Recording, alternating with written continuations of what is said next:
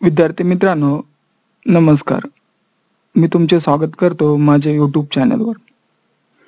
आज आपण भारताच्या इतिहासामधील एक अत्यंत महत्त्वाची घटना, जी अनेक कूटनीती, चालाकी, धोका याने भरलेली आहे. ती घटना म्हणजे प्लासीची लढाई. या लढाईनंतर ब्रिटिशांच्या सत्तेचा पाया भारतामध्ये घातला गेला. तत्पूर्वी ब्रिटिश हे भारतामध्ये केवळ व्यापारी म्हणून राहत होते. मात्र या लढाईनंतर त्यांनी भारतात सत्ता मिळवली आणि अत्यंत जुलमाने त्यांनी 150 वर्ष भारतावर राज्य केलं. ही जी प्लासीची लढाई ही घटना का घडली आणि हे बंगालचा नवाब ही लढाई का हारला, हे आपण आजच्या भागामध्ये पाहणार आहोत. ही जी लढाई आहे ही अत्यंत इंटरेस्टिंग आहे आणि जे विद्यार्थी MPSC आणि UPSC चा अभ्यास करत आहेत किंवा तयारी करत आहेत त्यांसाठी हा भाग अत्यंत महत्त्वाचा असणार आहे. कारण या लढाईवर हमखास एखादा तरी प्रश्न किंवा 1-2 प्रश्न हमखास दोन्ही परीक्षेमध्ये विचारले जातात. कारण यानंतरच भारताचा आधुनिक इतिहास चालू होतो आणि म्हणूनच हे आपल्याला दोन्ही दृष्टीने आणि आपल्याला ज्ञानाच्या दृष्टीने ही जी प्लासीची लढाई आहे ही पाहणे महत्वाचं आहे किंवा इंटरेस्टिंग पण आहे. तर आपण ही प्लासीची लढाई कशी लढली गेली हे आपण पाहणार आहोत. तत्पूर्वी आपल्याला माहित होतं की इंग्रज हे किंवा ब्रिटिश यांनी भारताशी व्यापारासाठी ईस्ट इंडिया कंपनीची स्थापना केली होती आणि ते भारताची मद्रास, सुरत, मुंबई, कलकत्ता अशा या ठिकाणी त्यांच्या वेगवेगळ्या वसाहती होत्या आणि इथून ते व्यापार करत होते. आता त्यांचा मुख्य उद्देश हा व्यापार करण्याच होता. तर ईस्ट इंडिया कंपनी सोबतच भारतामध्ये डच, पोर्तुगीज, फ्रेंच असे युरोपियन देश जे होते भारताशी व्यापार करत होते आणि त्यांनी भारताच्या वेगवेगळ्या भागांमध्ये त्यांच्या वखारी स्थापन केल्या होत्या. आपल्याला एक माहित असेल की 1497 मध्ये वास्को द गामा हा कालिकत बंदरावर उतरून त्याने भारताकडे येणारा एक मार्ग शोधून काढला होता आणि या मार्गावरच नंतर मोठ्या प्रमाणात व्यापार चालू झाला. आपण एक भारताचा रफ नकाशा पाहू किंवा मी एक भारताचे दक्षिण भारताचा काही जो भाग आहे त्याचा एक रफ नकाशा तुम्हाला काढून दाखवतो. हा दक्षिण भारताचा भाग आहे. कर्नाटक, तामिळनाडू, केरळ असा जो भाग आहे, चेन्नई आणि इकडे कलकत्ता. हा मग असा आपल्याला रफली आपल्या भारताचा दक्षिण भारत दिसतो.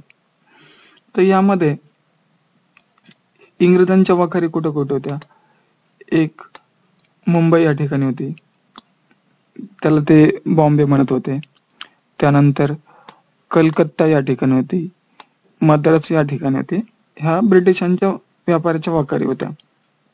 आता जे मद्रास या ठिकाणी होतं त्या ठिकाणी फोर्ट सेंट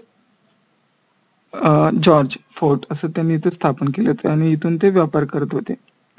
आणि या भागात जे भारतातले व्यापारी होते ते इथे येत आणि त्यांना ब्रिटिशांना त्यांचा माल विकत असे. सेम कंडिशन बॉम्बे आणि कलकत्ता या ठिकाणी होते. आता ते जर त्या यांनी कलकत्त्यामध्ये पण सेंट जॉर्ज म्हणजे फोर्टचं नाव जे होते ते सेंट विल्यम फोर्ट असं त्या नाव होतं त्या वखारीचं. आणि त्या भागामध्ये भारतातले व्यापारी येत आणि त्यांचा माल विकत. आता हे जे फोर्टचा भाग होता यामध्ये आल्यानंतर ते त्या मालावर कर लावत आणि अशा प्रकारे त्यांना त्यांचं उत्पन्न मिळत असे. तर यासोबतच भारतामध्ये डच होते. त्यांची कालिकत, गोवा या ठिकाणी वखारी होत्या. त्यासोबतच फ्रेंच होते. फ्रेंच जेव्हा होते पांडिचेरी आणि कलकत्त्याच्या जवळ चंद्रनगर या ठिकाणी फ्रेंचांच्या वखारी होत्या. आणि अशा पद्धतीने युरोपियन जे देश होते त्यांचा भारताशी व्यापार चालू होता. आता डच, फ्रेंच हे मोठ्या प्रमाणावर भारतातून माल विकत घेऊन युरोपमध्ये मोठ्या नफ्यावर विकत होते. आता ईस्ट इंडियन कंपनीचा व्यापार हा त्या पद्धतीने प्रॉफिटेबल नव्हता. पण डच आणि फ्रेंच, मुख्यतः डच लोकांचा व्यापार होता हा, त्यांनी प्रॉफिटेबल व्यापार करत होते.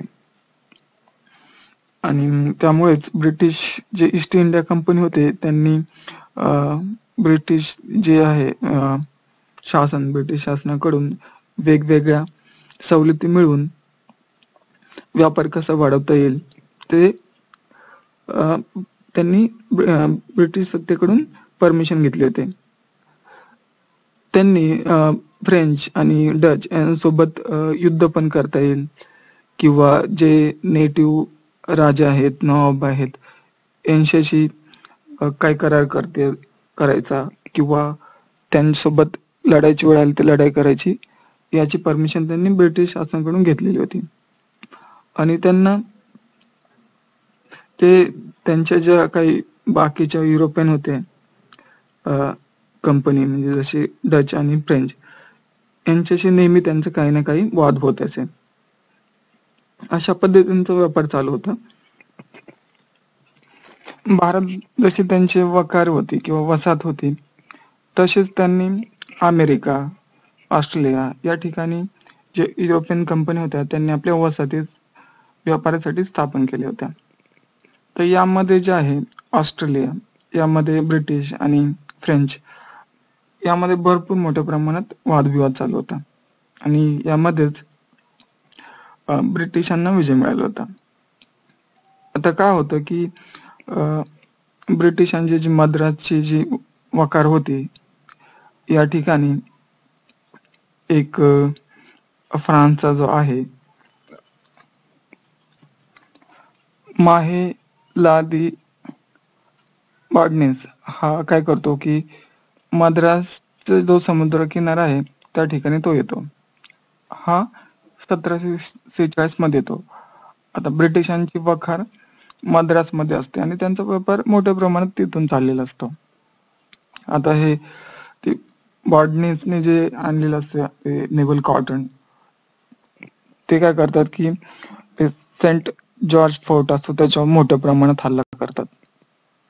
3 दिवस तो हल्ला चालू असतो.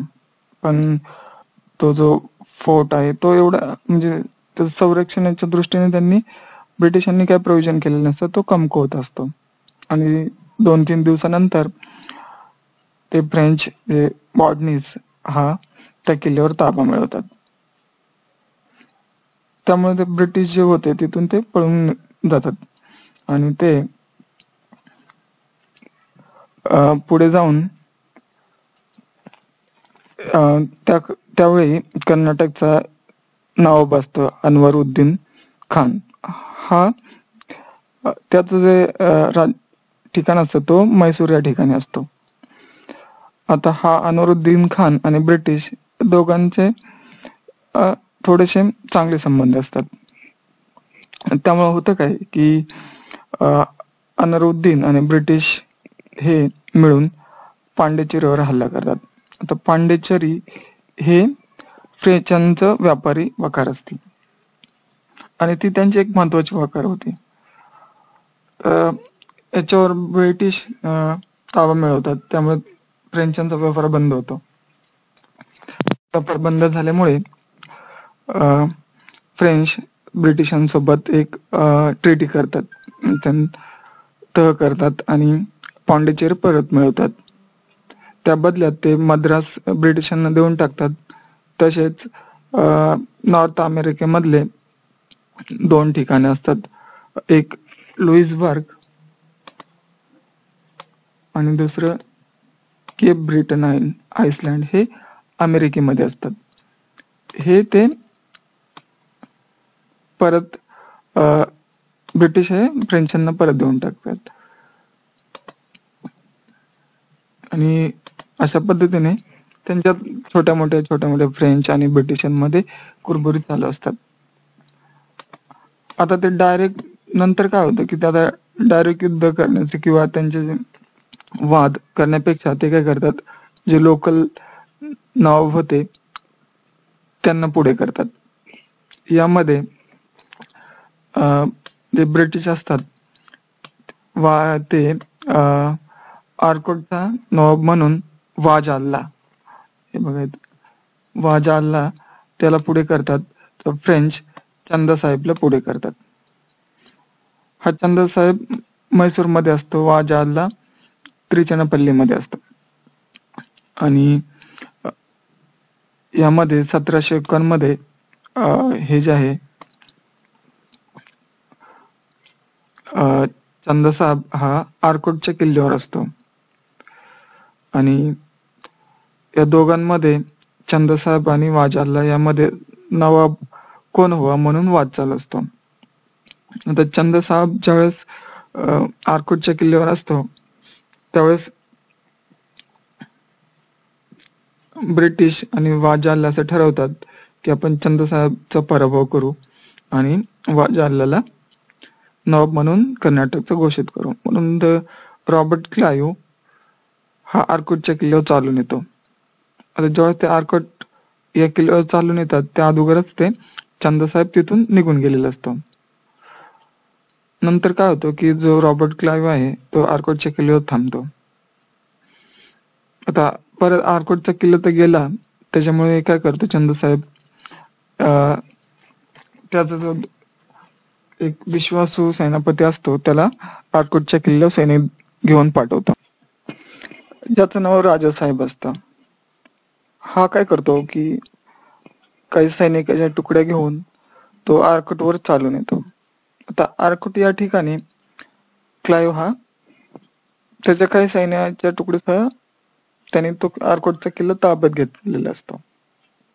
अच्छा, याच्यामध्ये राजासाहेब येऊन बाहेरून खूप मोठ्या प्रमाणात हल्ला करतो, खूप प्रयत्न करतो, हत्ती लावतो, पण त्याला ते आर्कोटचा किल्ला ताब्यात घेणे काही शक्य होत नाही. तेवढ्यात काय होतं की या आता कर्नाटकमध्ये वाजा अल्ला, ब्रिटिश आणि एक मराठी सैनिकांचा जो असतो मुरारी राव, ह्यांचा एक ट्रीटी झालेली असते. यामध्ये त्यांनी असं ठरवलं असतं जर फ्रेंचांनी किंवा चंदा साहेब यांनी जर आपल्यावर हल्ला केला तर आपण सगळे मिळून त्यांचा पराभव करायचा. आता मराठी सैनिकांची शक्ती कर्नाटकमध्ये त्यावेळेस जास्त मोठ्या प्रमाणात होती. ज्यावेळेस त्यांना राजासाहेबला कळतं की हा मुरारी राव याच्या क्लाइव्हच्या साह्याला येतोय, तर तो तिथून पळ काढतो आणि अशा पद्धतीने क्लाइव्हचा या ठिकाणी विजय होतो. आता जी ईस्ट इंडिया कंपनी आहे, ईस्ट इंडिया कंपनी आपण त्याला EIC म्हणू, त्यांचा या ठिकाणी दोन ठिकाणी विजय झाला. एक तर त्यांनी पांडिचेरीवर विजय मिळवला, नंतर आर्कोटवर विजय मिळवला. यामुळे झालं काय की ब्रिटिशांचा आत्मविश्वास वाढला गेला आणि ते कर्नाटकमध्ये त्यांना पाहिजे तसे व्यापार करायला लागले. आता हे झाले जे दक्षिण भारत होता या भागातली स्थिती ही 1751 मधली. आता पुढे काय होतं की जी प्लासीची लढाई लढली गेली ही 1756 मध्ये लढली गेली, पण ही लढली गेली बंगालमध्ये. म्हणजे हा जो भाग आहे बंगालचा,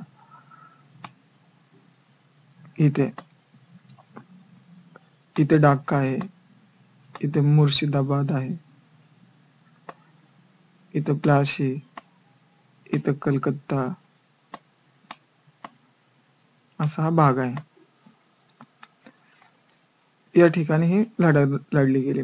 आता लढाई कोणामध्ये लढली गेली तर हा बंगालचा नवाब होता, ज्याचं नाव होतं सिराज उद्दौला. सिराज उद्दौला धौला, नाव पण खूप अवघड आहे. आणि ईस्ट इंडिया कंपनी ज्यांनी लीड केली त्याचं नाव होतं रॉबर्ट क्लाइव्ह, म्हणजे ज्याने आर्कोटवर विजय मिळवला होता तोच रॉबर्ट क्लाइव्ह. क्लाइव्ह म्हणून त्याला. या दोघांमध्ये 1757 मध्ये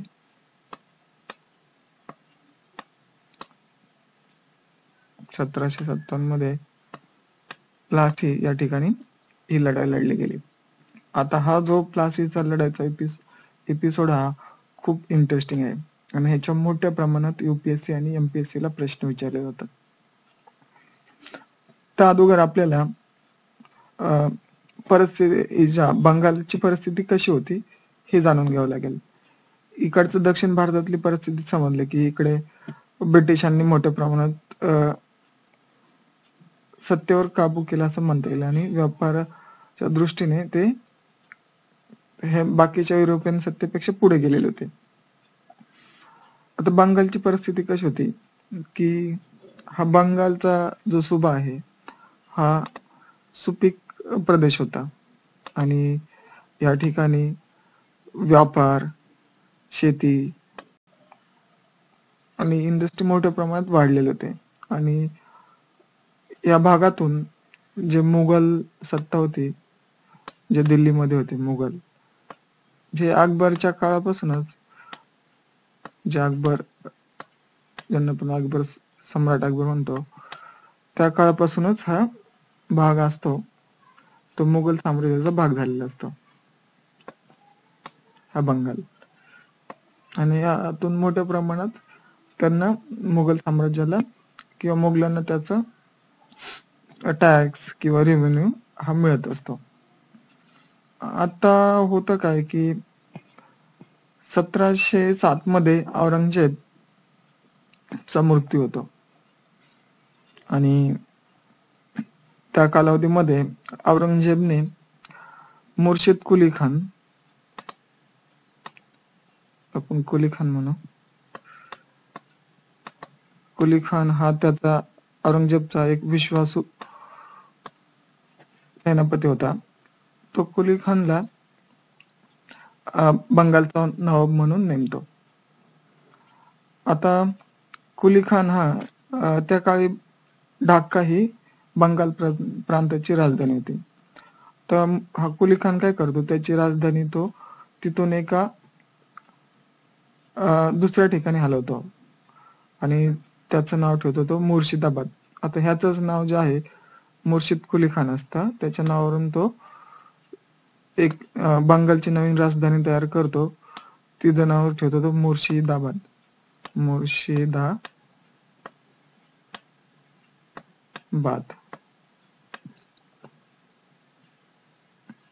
हे ठिकाण कुठं आहे? हे कलकत्त्यापासून 200 किलोमीटर उत्तरेकडे मुर्शिदाबाद हे ठिकाण आहे. तर त्या काळात ब्रिटिशांच्या, फ्रेंचांच्या व्यापारी वखारी कलकत्त्यामध्ये होता. चंद्रनगरमध्ये फ्रेंचांची वखार होती आणि ब्रिटिशांची हुगळी आणि कलकत्ता या ठिकाणी होती. अशा पद्धतीने व्यापार चालू होता. पण होतं काय की ज्यावेळेस मुर्शिद कुली खान जो असतो याचा पराभव, त्याचाच एक सेनापती असतो ज्याचं नाव असतं अली वर्दी खान. हा मुर्शिद कुली खानचा सेनापती असतो आणि हा एक कडक नवाब होता आणि ते ब्रिटिश होते, फ्रेंच होते, ह्यांचे जे व्यापार चालले त्याच्यात तो कडक लक्ष ठेवून असायचा आणि त्यांना व्यापार करताना सगळे नियम तंतोतंत पाळणे हे कंपल्सरी केलेलं होतं. आणि अली वर्दी खान हा एक योग्य असा शासक म्हणता येईल आपल्याला, तो बंगालचा होता. आता यामध्येच काय झालेलं असतं की 1707 मध्ये ज्यावेळेस औरंगजेबचा मृत्यू होतो, त्यानंतर फरुख शायर किंवा त्याचे दुसरे बहादूर शाह असे वेगवेगळे अ, जे बादशाह म्हणतात ना, ते सत्तेवर आलेले होते. यामध्ये फारुख शायर हा एक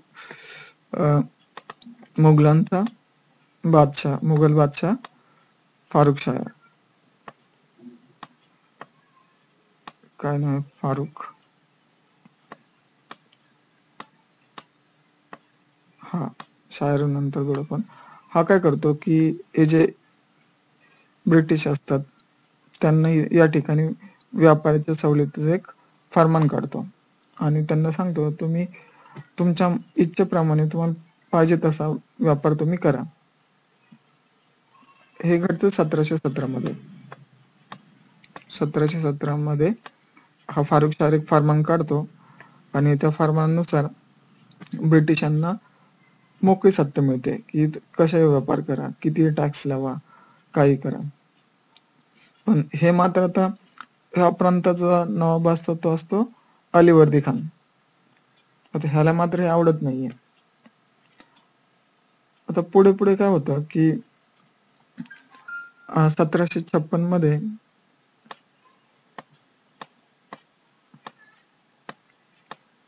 1756 ला काय होतं, एप्रिल 1757 मध्ये हा जो अलीवर्दी खान आहे याचा मृत्यू होतो. आता मृत्यू झाल्यानंतर ह्याला तर कोण वारसदार नसतो, त्याला 2 मुली असतात अलीवर्दी खानला, आणि त्याच्या एका मुलीचाच मुलगा म्हणजे अलीवर्दी खानचा नातू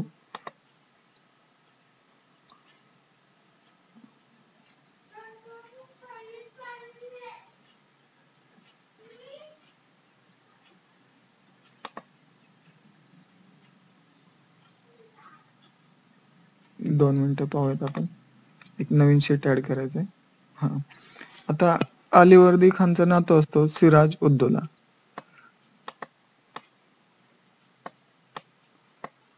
हा जो सिराज असतो हा बंगालचा नवाब म्हणून येतो. आता हा अत्यंत कमी वयाचा असतो, वय असतं 23 वर्षाचा असतं. हा सत्तेवर येतो किंवा नवाब म्हणून याला घोषित करतात. आता त्या काळामध्ये जे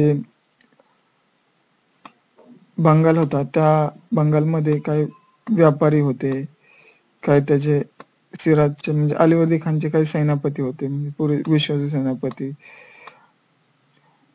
त्यांना सिराजचं गादी येणं आवडलं नाहीये. म्हणजे त्याचा सेनापती होता मीर जाफर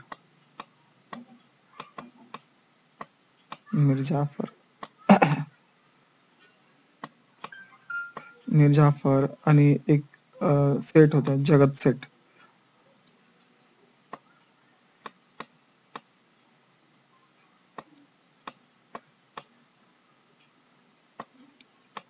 ह्यांना हा सिराज उद्दौला गादी आवडले नाही, कारण त्यांना वाटलं की हा सिराज हा कमी वयाचा आणि तो आपल्या व्यापारावर, आपल्या हित संबंधावर गदा आणेल, म्हणून तो सिराज कसा त्यांना घालवायचा हे त्याचा विचार करत होते ते.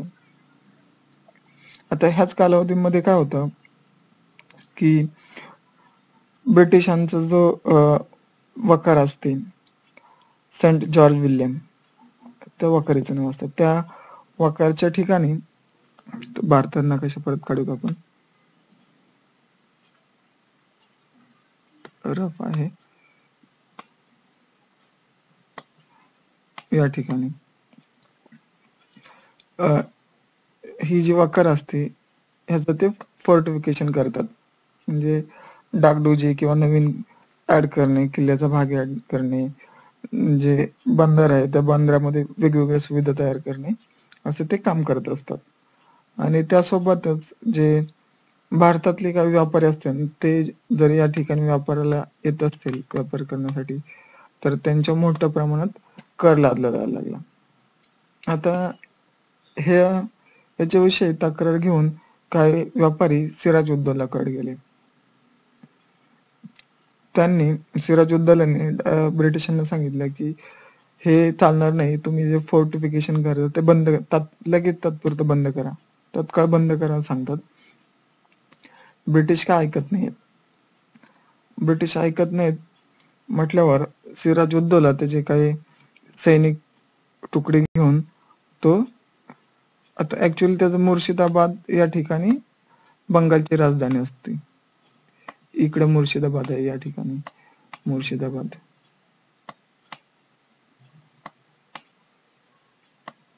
इथे असते. आता इथून तो सैनिक घेऊन कलकत्त्यावर चालून येतो. आल्यानंतर ब्रिटिशांचं जे सैनिक होतं त्यांच्या तो हल्ला करतो, त्यांचं पूर्ण लूटलाट करतो. सगळ्या जेवढे पण त्या भागातल्या वखारी होत्या सगळ्या लुटल्या जातात, त्यांचं सामान वगैरे सगळे ते घेऊन जातात. आणि त्यासोबतच काही युरोपियन सैनिक असतात किंवा युरोपियन लोक असतात, त्यांना तो घेऊन परत तो मुर्शिदाबादला निघतो. पण त्यातले काही सैनिक तो काय करतो की त्याचे काही सैनिक तो इतर ठेवतो कलकत्त्यामध्ये आणि त्यांच्या ताब्यात ते देऊन टाकतो युरोपियन लोकांना. असे ते 146 लोक असतात. आता तो सिराजुद्दौला गेल्यानंतर त्याचे सैनिक काय करतात की हे 146 लोकांना एका 8 बाय 7 फुटाच्या खोलीमध्ये अंधार कोठडी टाकतात, ज्या ठिकाणी श्वास घ्यायला जागा नाही. 1-2च खिडक्या होत्या आणि एवढ्या कमी जागेमध्ये 146 लोकांना ते टाकून देतात.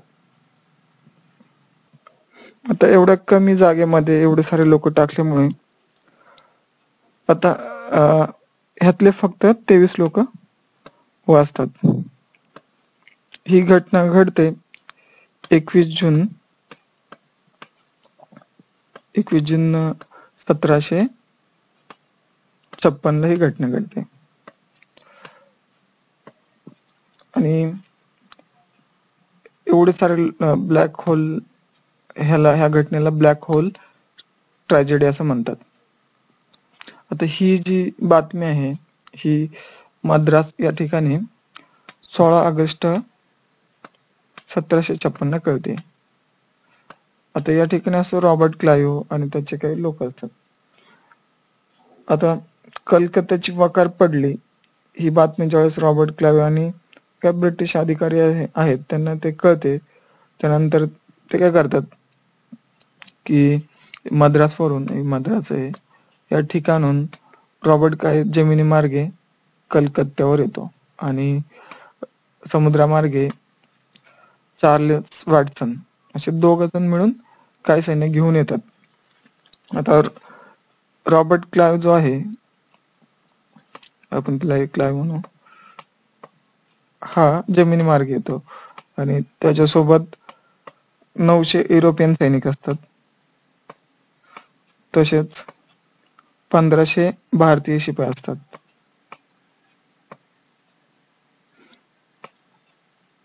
हा घेऊन तो येतो आणि वॅटसन आहे तो समुद्रामार्गे येतो कलकत्त्यावर. आणि पहिल्यांदा येतात ते एका बेटावर येतात, त्याचं नाव असतं फाल्ता या बेटावर ते येऊन मिळतात. आता हे कधी होतं, हे 15 डिसेंबर 1756 मध्ये हे दोघे येऊन इथे थांबतात. आता 15 डिसेंबर 1756 रॉबर्ट क्लाइव्ह आणि वॅटसन हे जे आहेत ते फाल्ता या बेटावर येतात आणि तिथून पुढे ते फोर्ट बजबज नंतर कलकत्त्याच्या भागाकडे ते जातात आणि रस्त्यामध्ये खूप लुटालूट करतात. तर चंद्रनगर या ठिकाणी फ्रेंचांची वसत आहे, त्याची लुटालूट करतात. तिथून पुढे हुगळीला येतात, हुगळीमध्ये लुटालूट करतात. अशा पद्धतीने ते रॉबर्ट क्लाइव्ह आणि वॅटसन मोठ्या प्रमाणात तिथं लुटालूट करण्याचं चालू करतात. प्लासीच्या लढाईमध्ये एक जी नदी आहे हुगळी, तिचा एक महत्वाचा भाग आहे. ही जी नदी आहे अशी वाहते. ऍक्च्युली गंगा नदीच आहे, तिला तिथे हुगळी म्हणतात. ही आहे, हा एक डेल्टा प्रदेश तयार झालेला आहे आणि हिचं पात्र मोठं असं पात्र या नदीचं आहे. आणि ह्या हुगळी नदीच्या कडेला कलकत्ता, चंद्रनगर, हुगळी, प्लाशी, मुर्शिदाबाद हे असे ठिकाणे आहेत. आता 9 जानेवारी 1756 क्लाइव्ह आणि रॉबर्ट क्लाइव्ह आणि कॅप्टन कुट रॉबर्ट क्लाइव्ह, कॅप्टन कुट यांची नाव महत्वाची आहेत, कारण यांनी पहिल्यांदा हुगळी घेतली ताब्यात. कॅप्टन कुट आणि किलपॅट्रिक असे हे 3 लोक आहेत. किलपॅट्रिक ह्यांनी आता त्यांना बदला घ्यायचा होता म्हणून ते इथे लूट करायला सुरुवात केली आणि त्यांना त्यांची जी वखार आहे ते परत ताब्यात घ्यायची होती, म्हणून ते वेगवेगळे असे लूट करायला सुरुवात करतात. आता 9 जानेवारी 1756 ला ते हुगळी हे ठिकाण हे तिघे मिळून ताब्यात घेतात. हे ज्यावेळेस सिराजुद्दौलाला कळतं त्यावेळेस तो मुर्शिदाबादहून निघतो तो हुगळीकडे. आता तो पण ठरवतो की ह्यांना आता धडा शिकू ब्रिटिशांना. तो हुगळीकडे निघतो आणि 3 फेब्रुवारी 1756 ला तो हुगळीमध्ये गार्डन असतो, ओमिनी चंद गार्डन, या गार्डन मध्ये येऊन थांबतो. आता काय होतं की हे तो 3 फेब्रुवारी इथे येतो हुगळीमध्ये आणि त्या गार्डन मध्ये थांबतो. तर क्लाइव्ह असतो तो काय ठरवतो की ह्यांना आता सरप्राईज अटॅक करायचा आणि ह्यांना हरवायचं किंवा त्यांच्यासोबत काही तह करायचा, असं म्हणून तो 4 फेब्रुवारीच्या सकाळीच पहाटेच सिराजुद्दौलाच्या सैनिकांवर हल्ला करतो. आता ह्याचं भलं मोठं सैनिक असतं सिराजुद्दौलाचं, जवळजवळ 30,000 त्याचे सैनिक असतात आणि रॉबर्ट क्लाइव्हचे काय सैनिक असतात आणि सकाळ सकाळी दाट धुके असतं, त्यांना तिथं काही दिसत नाही. यामध्ये बऱ्याच मोठ्या प्रमाणात त्यांची जवळजवळ सकाळी जोपर्यंत धुकं हटत नाही तोपर्यंत त्यांची लढाई चालू असते. सिराजुद्दौला पण कळून चुकतं की आता आपण पुढे लढाई करण्यात काही अर्थ नाही, म्हणून तो ब्रिटिशांसोबत एक तह करतो. हा तह करतो 9 फेब्रुवारीला तह करतो त्यांच्यासोबत. 9 फेब्रुवारी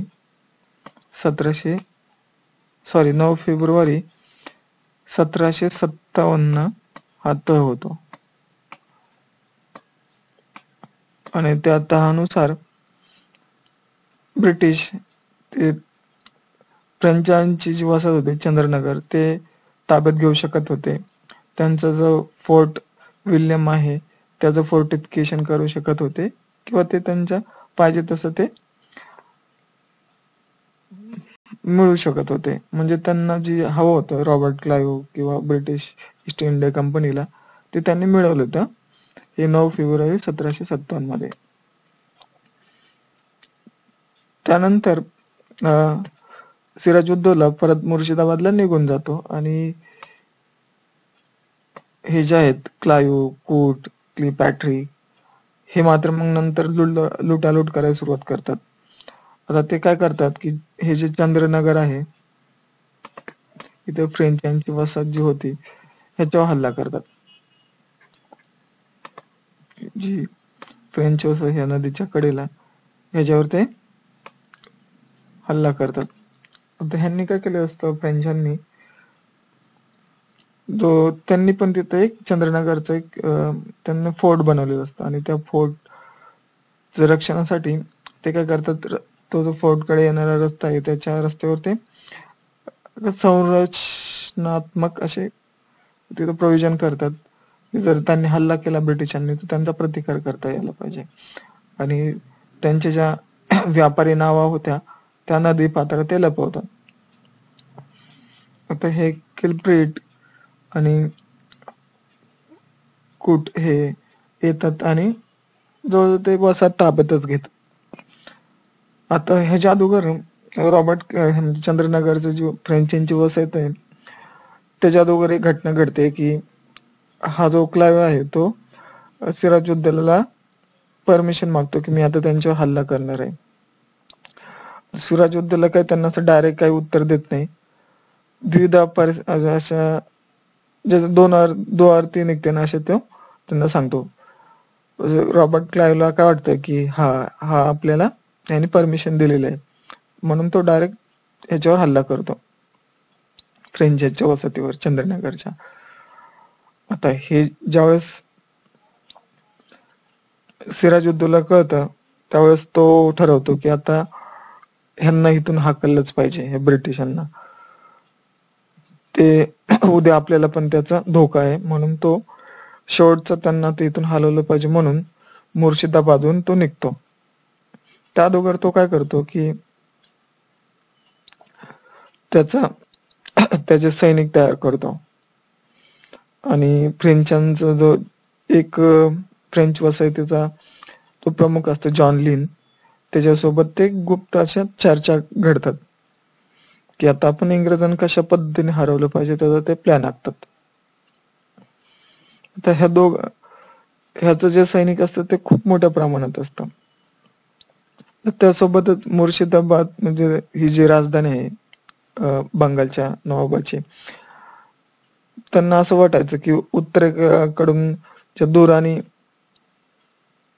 दुराणी जे काय हे होत्या अफगाण सैनिक होते ते नेहमी मध्ये मध्ये त्याच्यावर हल्ला करायचे मुर्शिदाबादवर.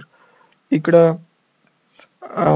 दक्षिण वेस्ट कडून म्हणजे इकडून पश्चिमेकडून मराठा सैनिक होते त्यांनी पण बऱ्याच वेळा मुर्शिदाबादवर हल्ला केला होता आणि त्यांनी मराठा सैनिकांनी ते काही ठिकाणी त्यांचे किल्ले पण बांधले होते. म्हणून तो काय करतो तो सगळे सैनिक न घेऊन येता काही सैनिक इथं मुर्शिदाबाद मध्ये ठेवून बाकीचे सैनिक घेऊन तो प्लासी या ठिकाणी तो येतो. तर सिराजने त्याचा जो सेनापती असतो राय दुर्लभ त्याच्या नेतृत्वाखाली प्लासी या ठिकाणी 30,000 सैनिक पाठवत होतो आणि प्लासी या ठिकाणी येऊन थांबतो. आता रॉबर्ट क्लाइव्हला तर जो असतो त्याला माहित असतं की आपली काही सैनिक शक्ती नाहीये आणि जर आपला हल्ला केला तर आपला निभाव लागणार नाही. ह्यावेळेस एक घटना घडते की जे सिराजुद्दौलाच्या जे विरोधात असतात जगत सेठ, मीर जाफर आणि राय दुर्लभ हे एक प्लॅन बनवत असतात किंवा ते त्याच्या विरोधात असतात सिराजच्या असं म्हणता येईल आपल्याला. तर हे जे आहे हे ब्रिटिशांचा जो एक रिप्रेझेंटेटिव्ह असतो सिराजुद्दौलाच्या ह्याच्यामध्ये काय म्हणता येईल त्याला सिराजुद्दौला चे मंत्रिमंडळ असतात किंवा त्या ठिकाणी त्याचा सिराजुद्दौलाच्या ह्याच्यामध्ये तो ब्रिटिशांचा एक रिप्रेझेंटेटिव्ह असतो विल्यम वॅट. तो रॉबर्ट क्लाइव्हला सांगतो की असे त्याच्या विरोधात आहे. यानंतर मात्र रॉबर्ट क्लाइव्हला वाटतं अरे वा ही तर वेगळीच चांगली संधी आहे म्हणून तो काय करतो की मीर जाफर हा सिराजचा मुख्य सेनापती असतो त्याची संधान साधतो आणि ते कसे फोडता येते ना असं पाहतो. मग तो काय करतो जगत सेठ, मीर जाफर या सगळ्यांना गुपचूप त्यांचे संधान साधून त्यांच्यासोबत एक करार करतो. जर आपण मिळून सिराजुद्दौला हरवला तर मीर जाफरला बंगालचा नवाब केला जाईल. त्या बदल्यात मीर जाफरने ब्रिटिशांना काही रक्कम देणे आवश्यक होतं आणि काही व्यापारी सवलती देणे आवश्यक होतं. यामध्ये काय होतं की जे जगत सेठ असतात ते जवळजवळ 3 लाख मिलियन डॉलर हे 3 लाख डॉलर हे ब्रिटिशांना देतात आणि मंथली 110 लाख रुपये द्यायचं ठरवतात. अशी एवढी मोठी रक्कम ते ब्रिटिशांना ठरवतात, जर हा मीर जाफर नवाब केला तर. आता यामध्येच काय होतं, एक सेठ असतो ज्याचं नाव असतं ओमिनीचंद. त्याला हे कळतं की असं असं आहे. तो ह्यांना सांगतो, तुम्ही जर मला 3 लाख रुपये दिले तर मी हे सांगणार नाही, तर हा तुमचा प्लॅन आहे, तर तो मी सिराजला उद्दौला सांगून देऊ शकतो. म्हणून रॉबर्ट क्लाइव्ह, मीर जाफर आणि वॅटसन एक ट्रिटी साइन करतात आणि त्याचे 2 डुप्लिकेट पेपर बनवतात. एका पेपरवर सगळे मिळून साइन करतात, ज्याच्यावर जो वॅटसन असतो तो साइन नाही करत, म्हणजे त्याला परमिशन असते ती साइन करायची, तो त्याच्यावर करत नाही. आणि दुसरा जो असतो कागद, जो खरा असतो, त्याच्यावर सगळे मिळून ओमिनीचंद सोडून बाकी सगळेजण त्याच्यावर सह्या करतात. अशा पद्धतीने ते प्लासीच्या युद्धाची पार्श्वभूमी तयार झालेली असते. या लढाईमधले महत्वाचे जे ऑफिसर होते ते कोणाच्या बाजूने कोण होते ते आपण पाहूयात. आता ह्यामध्ये जे ब्रिटिश ईस्ट इंडिया कंपनी होती किंवा ग्रेट ब्रिटन यांच्या बाजूने कोण कोण होते? ईस्ट इंडिया कंपनी, एक मिनिट,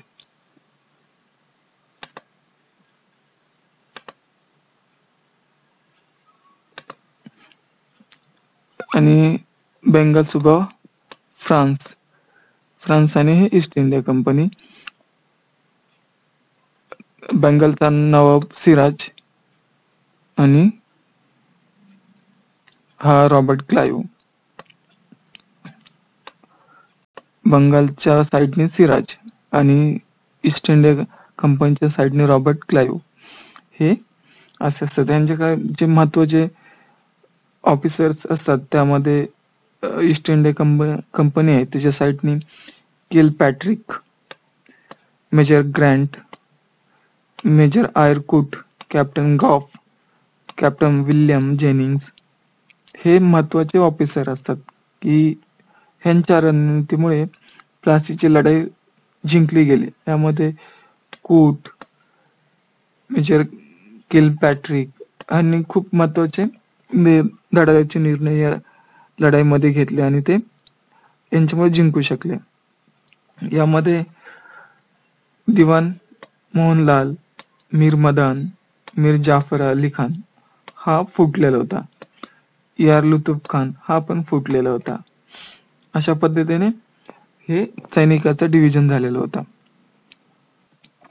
हा जो नकाशा आहे हा त्या युद्धातील जे बॅटल फील्ड होतं त्या ठिकाणचा हा नकाशा आहे. यामध्ये या ठिकाणी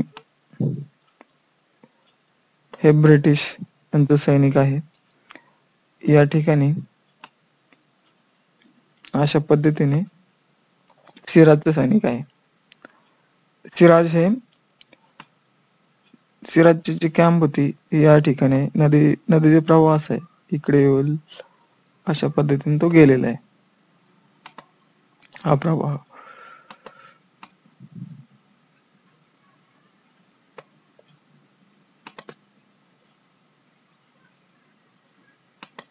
आणि इथे ब्रिटिश सैनिक आहे. यामध्ये सेंट फ्रान्सिस हा त्याचा तोफखाना घेऊन फ्रेंचांतर्फे तो सिराज सोबत सामील झालेला असतो. नंतर मीरमादान हा याच्या मागे असतो. राजा दुर्लभचं या ठिकाणी असतो. नंतर यार लतीफ खान, मीर जाफर अशा पद्धतीने त्यांनी ब्रिटिशांना घेरलेलं असतं आणि या ठिकाणी सिराजचा कॅम्प असतो. ही जी नदी आहे या ठिकाणी क्लाइव्ह थांबलेला असतो. आणि इथं एक मँगो ग्रुव्ह आहे, म्हणजे इथं लक्ष बाग नावाने ही एक बाग होती. या ठिकाणी ते थांबलेले असतात. हे ते बॅटल फील्ड आहे. आता काय होतं की क्लाइव्हने काय केलेलं की आता त्याचे जे महत्वाचे सेनापती आहे आणि बाकीचे सैनिक त्यांना त्यांनी फोडला, आता ह्याच्यामधून सिराजच्या सैनिकांमधून फोडला. आता त्याला माहिती झालं की आपण आता हे युद्ध जिंकू शकतो, पण हे युद्ध जाहीर कसं करायचं, म्हणून तो काय करतो की तो 15 जूनला एक ह्याला 15 जून मेसेज पाठवतो यांना, सिराजला, की बाबा आपण 9 फेब्रुवारी आपल्यामध्ये एक करार झाला होता आणि त्यानुसार मला तुम्ही मुभा दिली होती की मी कशा पद्धतीने व्यापार करेन, मला पाहिजे तसं मी फ्रेंचांना इथून हाकलून देऊ शकेल. असे असताना तुम्ही माझ्या बंधन का घातलं की तुम्ही तो करार कसा मोडला, म्हणून मला आता तुमच्या सोबत युद्ध करायचं आहे, असं तो मेसेज पाठवतो सिराजला. तर सिराजला पण डाऊट आलेला असतो की हा जो मीर जाफर आहे तो बहुतेक फुटलेला आहे, मीर जाफर फुटलेला आहे. म्हणून तो काय करतो की तो मीर जाफर वर जो राजवाडा असतो त्याच्यावर हल्ला करतो आणि मीर जाफरला सांगतो तो ब्रिटिशांच्या बाजूने अजिबात सामील व्हायचं नाही, तू माझ्यासोबतच राहा, आणि असं ते एकूण वचन घेतो. आणि तो त्याचे उत्तर देतो, ठीक आहे तुम्हाला युद्ध करायचं, ठीक आहे युद्ध करा, मी पण तुमच्यासोबत युद्ध करायला तयार आहे. मग होतं काय की हा जो क्लाइव्ह आहे त्याच्यासोबत 613 लोक हे युरोपियन असतात. म्हणजे सैनिक शक्ती पाहिली तर कशी बघा, 613 युरोपियन, 2100 शिपाई, हे सगळे शिपाई म्हणले की इंडियन लोक, नंतर 100 तोफा असतात त्याच्याकडे,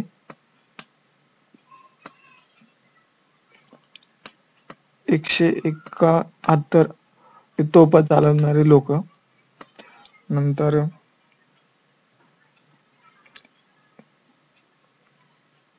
150 सेलर्स आणि काही बंदुका, अशा पद्धतीने त्याचं मॅक्झिमम 3000 एवढं सैनिक असतं. कोणाचं? रॉबर्ट क्लाइव्हचं. मात्र सिराजकडे जवळजवळ त्याच्याकडे 35,000 त्याचे स्वतःचे पायदळ, 35,000 पायदळ आणि 15,000 घोडदळ, अशा पद्धतीने सैनिक असतात. त्यासोबत त्याच्याकडे तोफा, फ्रेंचांनी त्यांना दिलेल्या काही तोफा चालवणारे लोक, अशा पद्धतीने सैनिक शक्ती असते. आता याच्यामध्ये पाहिलं तर सिराज उद्दौलाची सैनिक शक्ती अत्यंत प्रचंड होती, पण याची मात्र नाही. अशा पद्धतीचं युद्ध चालू होत, याची युद्ध परिस्थिती तयार झालेली असते. आता काय होतं की या ठिकाणी इथं ह्याचा कॅम्प आहे, जवळ हा 1-1.5 किलोमीटरचा अंतर असतं. या ठिकाणी सिराजचा कॅम्प असतो, या ठिकाणी हे ब्रिटिशांचं सैन्य येऊन थांबले असतात. आणि त्यांनी इथे एक छोटं तलाव असतं, या ठिकाणी एक मोठं तलाव असतं, आणि इथं हे जंगल किंवा ह्याचं बाग असतो, आंब्याचा बाग असतो. या ठिकाणी ही तिथली बॅटल परिस्थिती असते. आता 23 जूनला काय होतं की त्यांचा हल्ला चालू होता. पहिल्यांदा काय होतं की हा फ्रेंचचा तोफा असतात तो चालत असतो सेंट फ्रेस. सेंट फ्रेस हा फ्रेंचांकडून याच्यामध्ये सिराजच्या साईडने उतरलेला असतो युद्धामध्ये. तो फर्स्ट त्याचा हल्ला करतो ब्रिटिशांवर. नंतर मोठ्या प्रमाणात ते हल्ले चालू करतात ह्या ब्रिटिशांच्या सैनिकांवर. ब्रिटिश त्यांना त्या पद्धतीने काही हे करू देत नाहीत, हल्ला काय परतो लावू शकत नाही ब्रिटिश, कारण त्यांची सैनिक शक्ती कमी असते. अं, त्याच्यामुळे रॉबर्ट क्लाइव्ह काय करतो की त्याची जे सैनिक आहेत तो त्यांना परत माघारी बोलवतो या बागेमध्ये, आणि छुप्या पद्धतीने लपून लपून आता त्यांच्यावर हल्ला करायला लावतो. हे पण काय पुढे येत नाहीत, हे पण त्या ठिकाणी थांबून असतात आणि इथून दोघांचा हल्ला चालू असतो. दुपारच्या 3 वाजेपर्यंत काय होतं की जैसे स्थिती असते, कुणाचाच काही फरक नाही पडत. मन रॉबर्ट क्लाइव्ह काय करतो की 3 वाजता ते बाकीचे त्याचे कमांडर असतात त्यांना बोलवतो आणि त्यांच्यासोबत बैठक करतो की बाबा आता काय करायचं, हे आपण त्यांना हारू शकत नाही. आणि ते पण मोठ्या प्रमाणात सिराजचे सैनिक आपला हल्ला करतात आहे. तर करायचं काय म्हणून असं ते त्यांचं विचारविमर्श होतो आणि त्यांचं असं ठरतं की हा आहे ती स्थिती आपण ठेवू. त्यानंतर संध्याकाळ रात्री म्हणजे युद्ध थांबेपर्यंत संध्याकाळपर्यंत आहे ती स्थिती ठेवायचं असं ठरवतात ते. त्यावेळेस काय होतं की खूप मोठ्या प्रमाणात पाऊस येतो.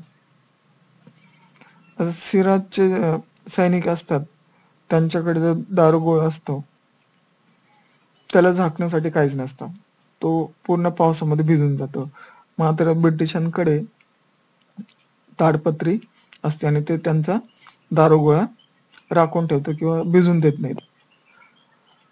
आता ह्याच्यामध्ये होतं काय की आता पाऊस आला खूप जोरात, तर हा जो मीर मादन असतो त्याला वाटतं की हा त्याचा पण आता दारुगोळा वाहून गेलेला असं, म्हणून तो बिंदास पुढे यांच्यावर हल्ला करण्यासाठी येतो. पण आता ह्यांचा दारुगोळा तर भिजलेला नसतो, म्हणून ते ह्याच्या पुन्हा जोरात हल्ला करतात आणि यामध्ये मीर मदनचा मृत्यू होतो. त्यासोबत आता हे जे फ्रेंच आहेत, सेंट फ्रान्सिस, तो पण यांच्यावर हल्ला करतच असतो. तो मोठ्या प्रमाणे ह्यांच्यावर हल्ला करत असतो, तो काय माघार हालत नसतो. आता ही बातमी आहे सिराजला कळते, सिराज इकडे थांबलेला असतो. तर सिराजचे काही सैनिक सांगतात की असं असं घडलेलं आहे, मीर मदन आता ह्याच्यामध्ये मृत्युमुखी पडलेला आहे, आपण इथून माघारी जाणं हेच सोयीस्कर होईल की की आपण इथून जायला पाहिजे. मग नंतर काय होतं की हा इथून निघून जातो. हे इथल्या ह्याच्या सैनिकाला समजतं, म्हणजे तत्पूर्वी तो काय सांगतो की हा जो मीर जाफर असतो त्याला सांगतो की तू इकडून यांच्यावर हल्ला कर ह्या साईडने, आणि मीर जाफर इथून निघतो आणि ह्यांचा हल्ला करतो. हल्ला करण्यासाठी निघतो, पण ऍक्च्युली हा फुटलेला असतो, त्याच्यामुळे तो काय डायरेक्ट ह्यांच्यावर हल्ला करतच नाही, तो नुसतं पुढे पुढे येतो पण हल्ला काही करत नाही. आता हे जे सिराज इथून निघाला म्हणून हे जे काही सैनिक असतात ते पण परत निघतात. ही संधी पाहून क्लाइव्ह त्याचे जे काही राखून ठेवलेले तोफ असतात, सैनिक ह्याच्यामध्ये लपवले असतात, सगळे बाहेर काढतात आणि ह्यांच्यावर जोरदार हल्ला करतात. त्यामुळे सिराज पळून गेलेला असतो, हा मीर जाफर काय ह्यांच्यावर हल्ला करत नाही आणि अशा पद्धतीने सिराजचा याच्यामध्ये पराभव होतो. सिराज हा मुर्शिदाबादच्या दिशेने जातो. आता काय होतं याच्यामध्ये सिराजचा तर पराभव झाला, मग काय करतो मीर जाफर याला दुसऱ्या दिवशी क्लाइव्हला भेटतो. क्लाइव्ह त्याला मोठं आलिंगन देतो, त्याचं कॉंग्रॅच्युलेशन करतो आणि त्याला सांगतो की तू आता बंगालचा नवाब झालेला आहे, तू आता मुर्शिदाबादला जा. मग तो मीर जाफर मुर्शिदाबादला येतो आणि त्याला तिथं बंगालचा नवाब म्हणून घोषित करतात. यामध्ये सिराजुद्दौला काय होतं की तो मुर्शिदाबादला येतो, पण त्याला समजतं की आता आपल्या विरोधात इथे सगळेच झालेले आहेत, म्हणून तो तिथून पळ काढतो आणि त्याला आता जायचं असतं पटना या ठिकाणी, म्हणून तो नदीच्या मार्गे त्या नदीने जात असतो. यामध्येच त्याला सिराजला पकडतात आणि त्याचा मुर्शिदाबाद मध्ये आणून त्याचे कुटुंबीय आणि त्याची अक्षरशः हत्या करतात आणि दुसऱ्या दिवशी त्याच्या जे प्रेत असते त्याची प्रेतयात्रा काढतात मुर्शिदाबाद मध्ये. ही अत्यंत दुःखद घटना घडते. अशा पद्धतीने ब्रिटिशांनी प्लासीची लढाई जिंकली. त्यानंतर खूप मोठा इफेक्ट होतो. हा जो मीर जाफर आहे हा नंतर ब्रिटिशांचं ऐकत नाही, मग ब्रिटिश त्याला सत्तेवरून काढून टाकतात नंतर मीर जाफरचा जो जावई असतो मीर कासिम याला सत्तेवर बसवतात. जो इंडिपेंडंट राजा असतो बंगाल प्रांताचा तो आता कोणच राहत नाही आणि पूर्णपणे ब्रिटिशांच्या हातात बंगालची सत्ता येते आणि ब्रिटिश सत्तेचा पाया या लढाईपासून अशा पद्धतीने घातला जातो. यावर मोठ्या प्रमाणात UPSC ला प्रश्न विचारले जातात चांगल्या पद्धतीने. मला वाटतं मी सांगितलेलं आहे. नक्कीच तुम्हाला आवडलं असेल. जर आवडलं तर तुम्ही माझ्या या लाईक करा, तुमच्या मित्रांना सांगा, शेअर करा आणि पाहत राहा माझं YouTube चॅनल. Thank you.